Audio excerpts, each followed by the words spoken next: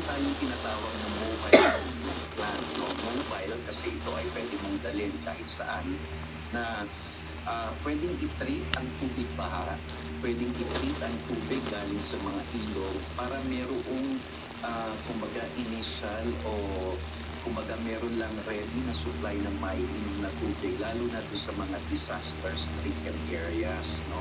So, mobile treatment plant ito, kahit tubig baha, kahit na tubig ulan, kahit na tubig galing sa rivers, maaari itong i-treat, no?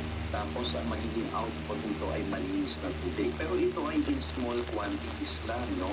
So siguro mga 3,000 liters per hour lang ang kaya nito dahil pang mga emergency and disaster relief operations. Pero kung ang tinutukoy mo yung malakihan talaga, no? Yung malakihan, hindi pa natin ito ginagawa. Kasi yung tubig naman ay kumaga yung tubig sa dam, no, na nanggagaling sa dam, yan yung tinitreat